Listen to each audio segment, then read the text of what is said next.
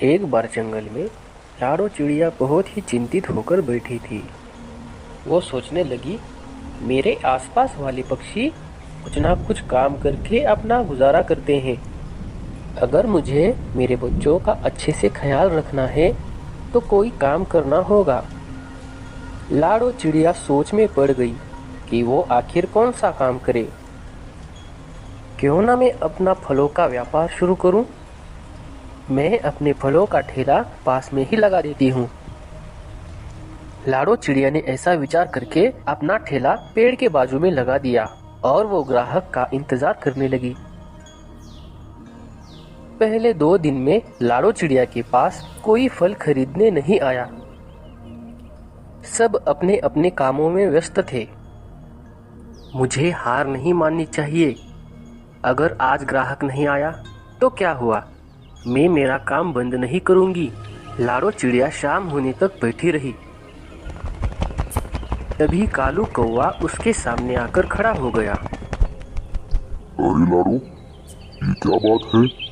तुमने नया काम शुरू कर दिया? हाँ कालू भैया, मुझे मेरे बच्चों का अच्छे से ख्याल रखना है, इसलिए मैंने इस फलों के व्यापार को शुरू किया है। मगर लाडो, हमें इसके बदले तुम्हें क्या देना होगा? जितना फल उतना ही उसके बदले में अनाज।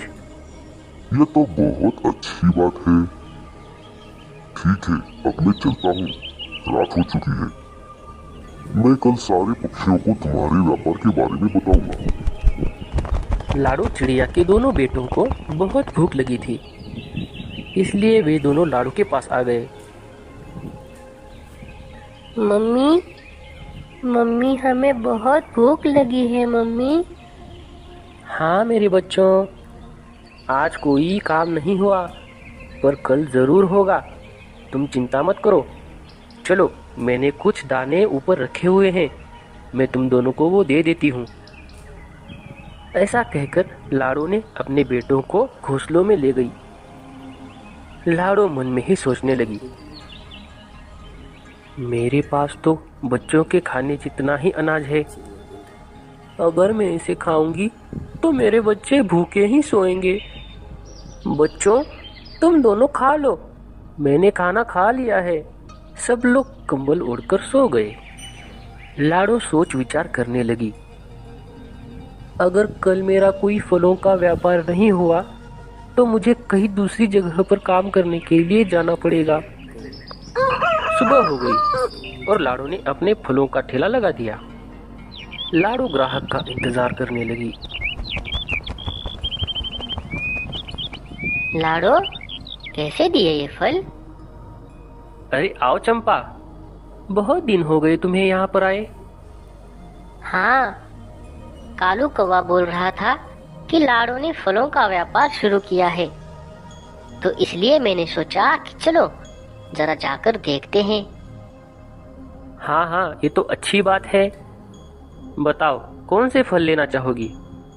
चंपा ने कुछ फल खरीद लिए और उसके बदले में थोड़ा अनाज लाडो को दे दिया। लाडो का फलों का व्यापार अब शुरू हो चुका था, इसलिए लाडो बहुत ही खुश थी। धीरे धीरे करके बहुत सारे ग्राहक लाडो के पास आने लगे।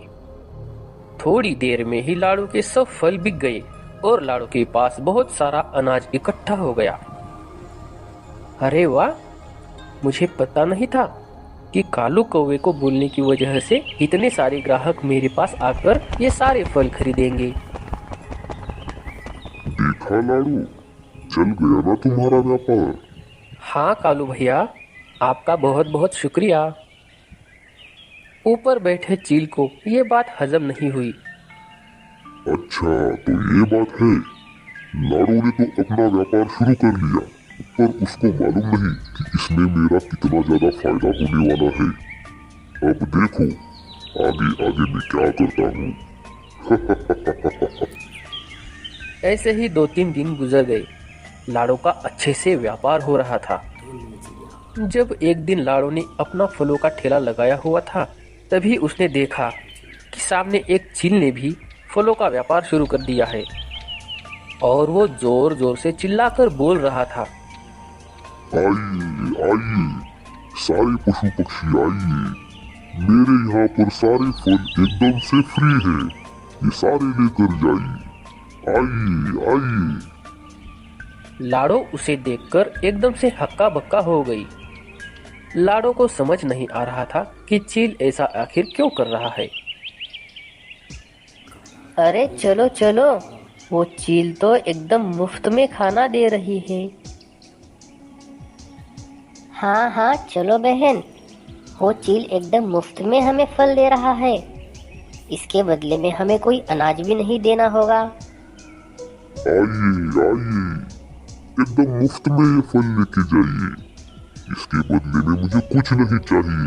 आइए आइए, आपको ऐसा मौका बार बार नहीं मिलेगा, ये सारे फल लेके जाइए, वो भी मुफ्त में। लाडो चिड़िया बहुत ही परेशान हो गई। उसे समझ नहीं आ रहा था कि वो आखिर क्या। अरे लाडो, मुझे इस चील के नियत में कोई खोट लग रही है, जरूर दाल में कुछ काला है। हाँ कालू भैया, मुझे भी ऐसा लगता है कि दाल में कुछ तो काला है। ये चील कुछ ना कुछ तो गड़बड़ी जरूर करेगा। ठीक है, इसका पता मैं जरूर लगाऊंगा। जब चील के सारे फल खत्म हो गए तो वो उड़कर अपने घर वापस जाने लगा। कालू कौवा भी उसका पीछा करने लगा। अब देखो मेरा कमाल, कैसे मैं इन सबको अपने झांसे में फंसाकर खा जाऊंगा, और मुझे कोई ज्यादा परेशानी भी नहीं उठानी पड़ेगी। मैं मेरे परिवार को सूचित कर देता हूँ, वो सारे चलकर मेरी मदद करेंगे। ये तो पार्टी ही हो गई हमारी। कालू कौवे ने पीछे से सब सुन लिया और वो जल्द से उड़कर लाडो के पास चला गया।